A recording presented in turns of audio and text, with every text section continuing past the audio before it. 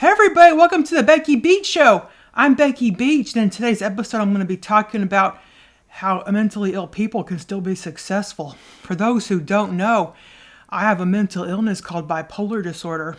I've got this disorder since I was 18, and I take medication for it every single day of my life. But sometimes I still have symptoms. And there's been times when I was working my 9-to-5 job where I just couldn't work. When I had the symptoms, I had to go home because I would get racing thoughts and there's no way I could finish the day. I had to go home. So there was this couple jobs I had where I didn't get paid when I had to go home. So it was really difficult because I now have my own business and I'm successful. Then I'm able to stop working when I want. If I have a moody day, I call them moody days. And when I have a moody day, I can stop working and then relax. Because a lot of times I just need to relax my brain and meditate for it to go away, for the racing thoughts to go away, So, you may have a mental illness yourself. You may be listening and thinking, well, I have a mental illness. Could I possibly have a successful business, and be a successful person? And of course you can. There's been lots of successful mentally ill people, in the world. For instance, Charles Dickens, he is known to have bipolar, and he was a very successful writer. And there's been several other people, just Google it, Google disabled successful people. And I'm sure you'll find a lot of people that, are disabled yet have, successful lives. And, so I just live with this disorder. And again, I lived with it since I was 18. And I've been in mental hospitals. I've spent weeks in mental hospitals before, and it's no fun at all, this one time I was in a mental hospital for 2 weeks, and when I came out of it, I had head lice because that's how bad it was. So there's some really horrible mental hospitals out there, and they just don't really care about the patients, and they don't clean up, it was just really horrible. So that was something bad about being in it. And then as soon as I got in the hospital, when I was 18, I was put on lithium. And lithium, I couldn't move my hands. I would just shake it and shake it. And I'm an artist, so I like to draw. And there was no way I could draw being on this lithium. It was horrible.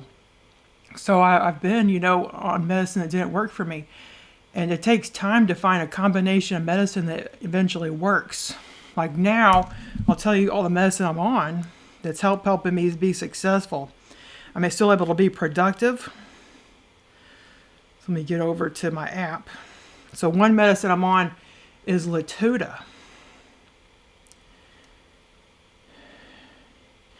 And I'm on 80 milligrams of the Latuda, and that really helps me. Recently, Latuda became generic. It used to be over $1,000 a month, but now it's only $8 a month because it's became generic. And if you're looking for Latuda, a great place to go is Sam's Club. Because I couldn't find Latuda anywhere when it became generic, and Sam's Club was the only place I could find Latuda. And another medicine I take is oxycarbonazine. I take 300 milligrams of that.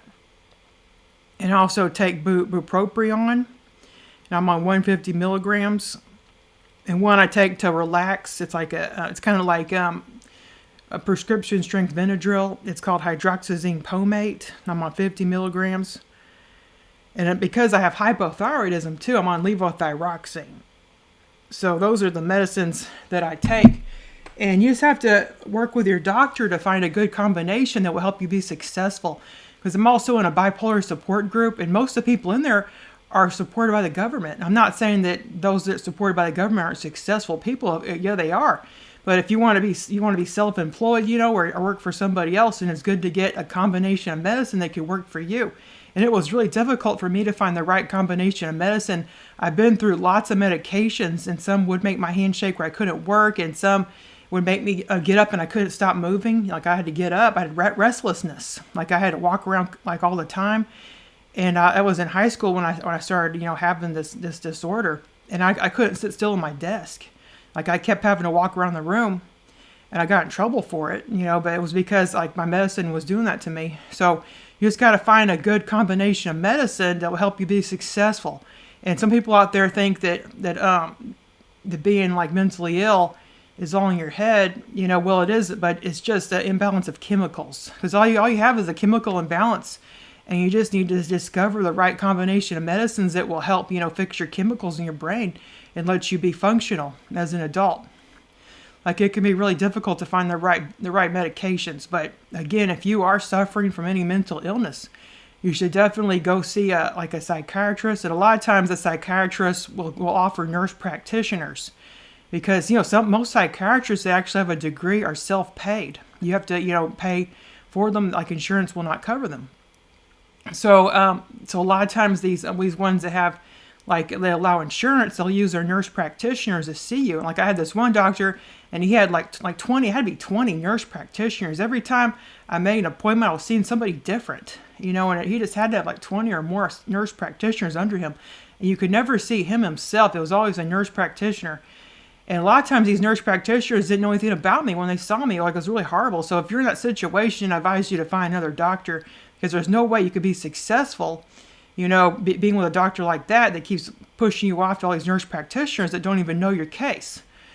So eventually I found this doctor that he only has 2 nurse practitioners under him, but I still can't find a doctor that isn't insurance accepted. Like all the ones in my area, you have to be self-paid. So I just settled for seeing nurse practitioners, because all I need to do when I make an appointment is I just have to have them refill my medicine. That's all I need to do. Like, I don't need to have any psychoanalysis or anything like that. I just say, well, I need my medicine refilled. Here you go. Here's my prescription. Goodbye. So it's only a 15-minute call each time. So that's why they have the nurse practitioners, because I guess that saves a lot of money. Because nurse practitioners are kind of like doctors, only they can prescribe medicine. But they have to be under a doctor. They can't prescribe the medicine themselves. They actually have to be under the guidance of a doctor. And then when you get your prescription, it won't be the nurse practitioner on there. It'll be the doctor that they're under. So nurse practitioners are really beneficial, for people that are mentally ill, because you can see them instead. And a lot of times they'll be covered by insurance, because they're a lot cheaper than actually going to a traditional, psychiatrist. Sometimes I feel stuttering come on, because I used to stutter big time.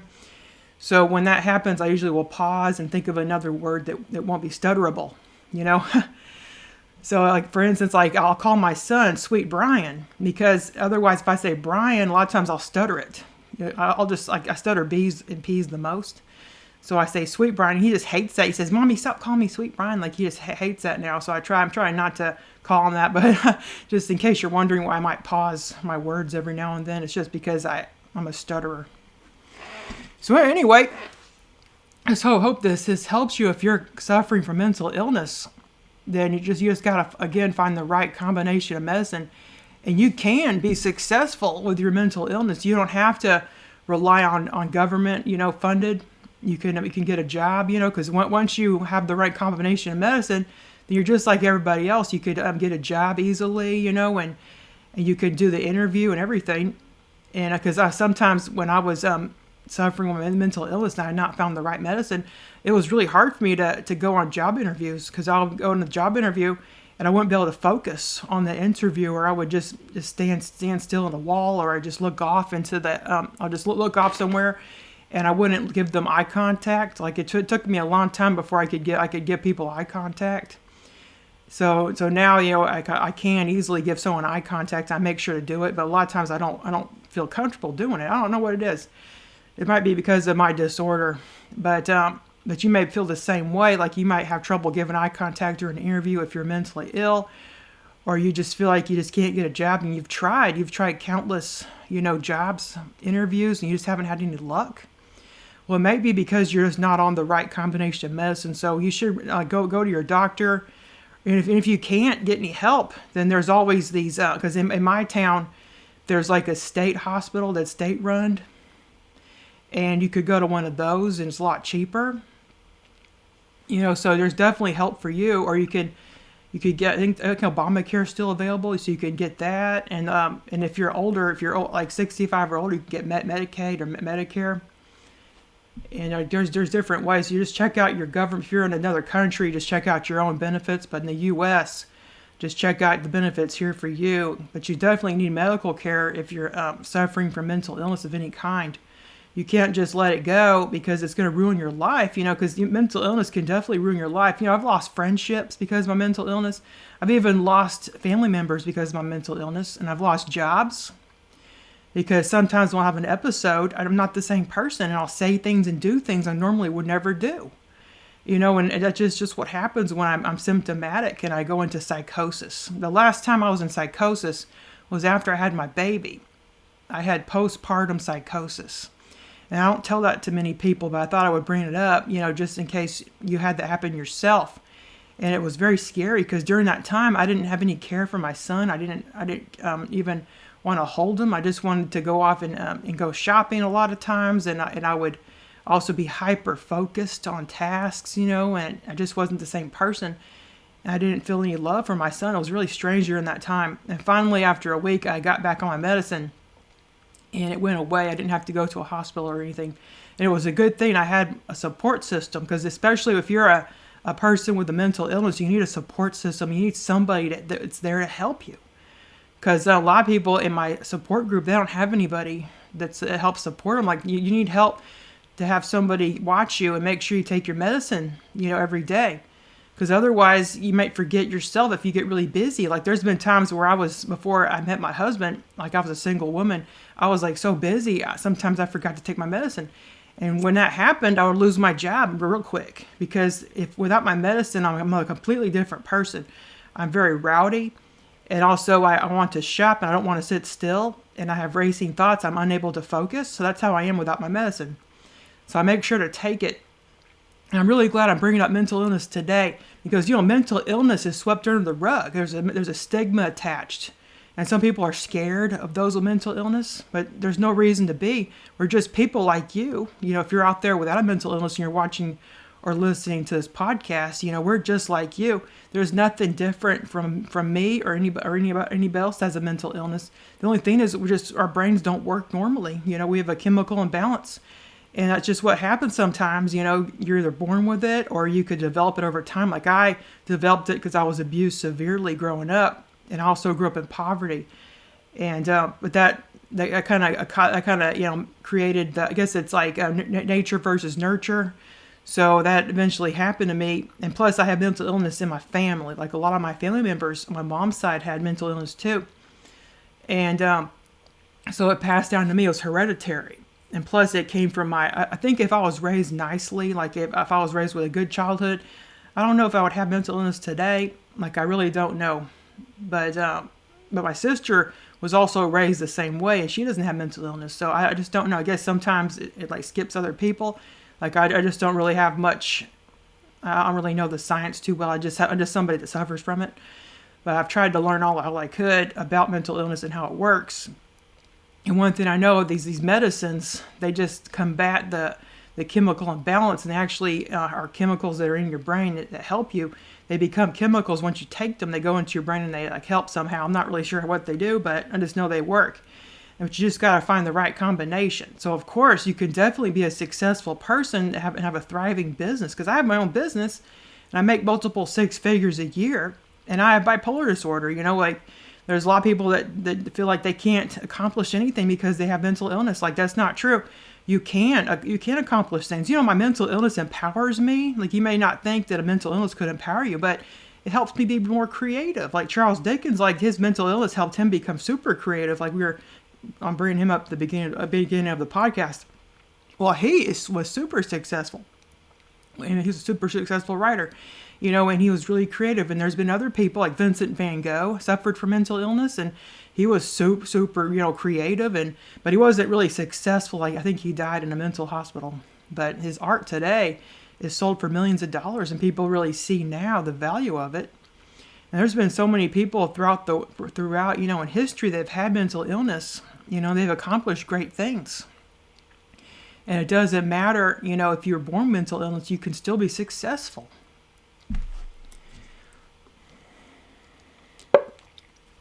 Just some people think that someone that's mentally ill can't be successful. That's totally false. They can. Like if I can do it, anybody can. Because I have a mental illness, I have bipolar disorder.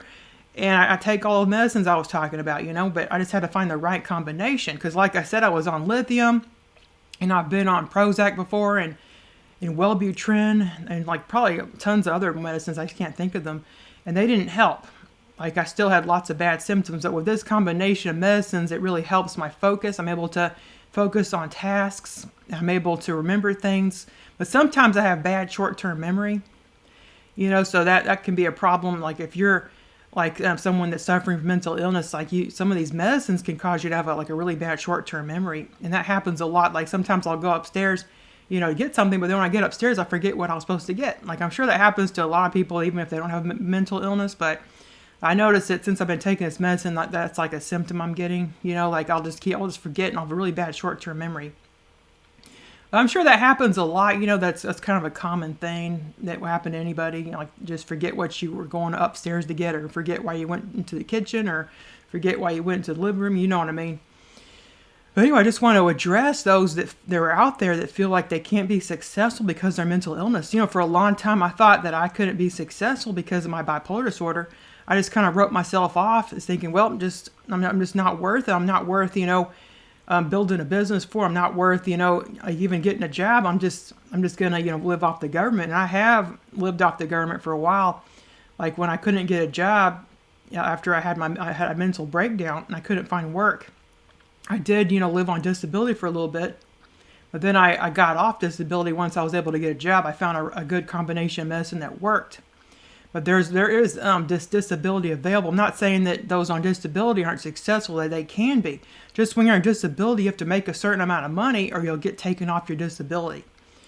But you can definitely start a business if you're on disability and you think there's no way out. Because disability, you get paid very little money. I think I was only getting like $800 a month, and that's in Texas. I'm not sure what it is now, because this was back in 2010 or something like that. That's when I lost my job and I was in a mental hospital. And then when I came out of the mental hospital, the job fired me and they said I was laid off. I wish I could have taken legal action, but I didn't, because they said if I didn't sign this paper, I would not receive my paycheck.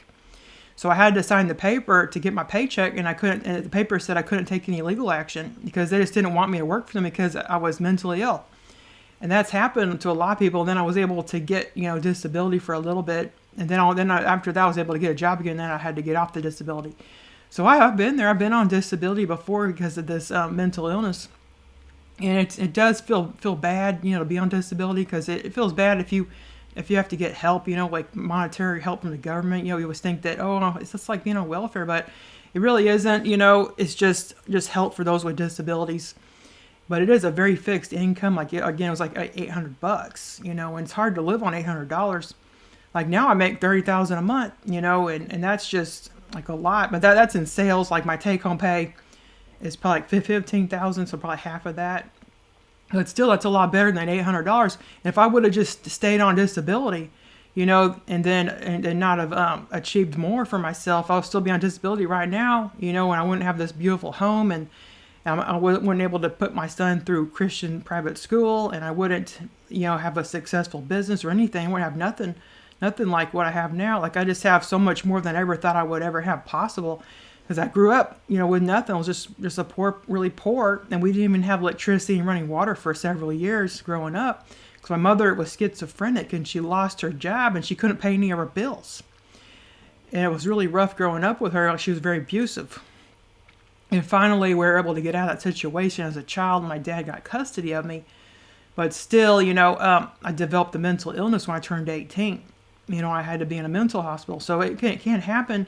You just never know when it's going to happen to you if you're growing up, especially if you've been abused. A lot of times, those that were abused develop mental illness. And you'll hear about that if you ever learn about anybody that has a mental illness that's in the media. A lot of times they've been abused, but you can be a mentally ill person and not be abused. It's just a lot of times it's hereditary. But I also think it's a product of the environment too, because sometimes I wonder if I would have this mental illness if I wasn't abused, and so I don't know, but again, I still feel very empowered by this mental illness. I'm able to be super, super creative. Like some days I'll have really creative highs, and I'll think of like the most cool things, that I don't think I would think of if I wasn't mentally ill. Like I just get really super creative bursts.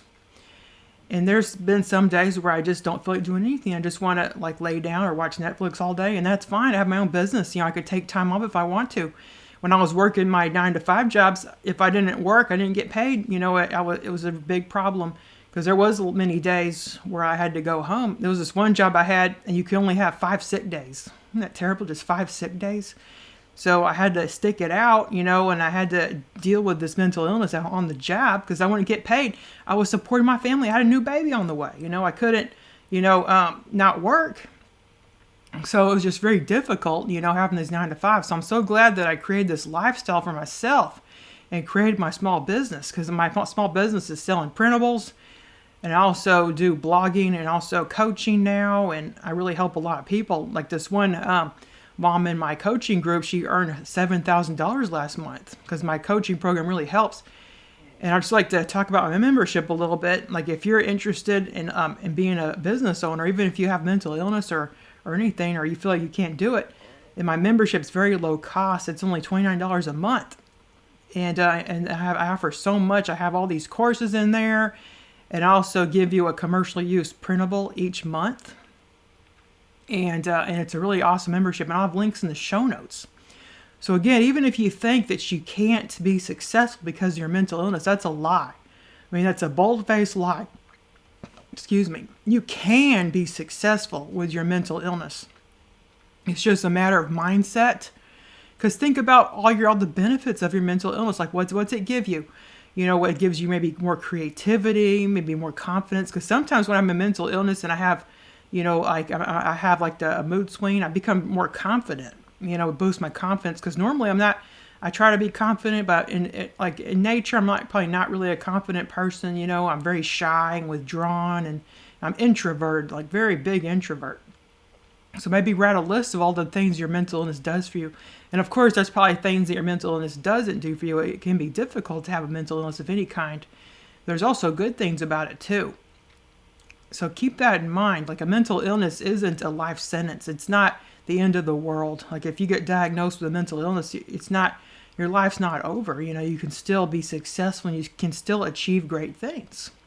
And I'm a testament to that. Like I'm here right now, someone living with a mental illness, yet I'm a multiple 6-figure business owner, and I'm aiming to be a million business owner, like in the next year or so. Like that's my goal, is to earn $1 million a year. And I know I can get there. Even if I have a mental illness, that's not going to stop me. I'm not going to let a mental illness stop me from achieving my goals. And you shouldn't either.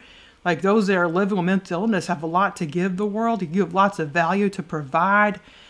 I mean, you're just a rock star. I just know you have it in you to achieve great things. You don't have to just sit there and mope about having mental illness. And feel like you can't accomplish anything, that you can't give anything to the world.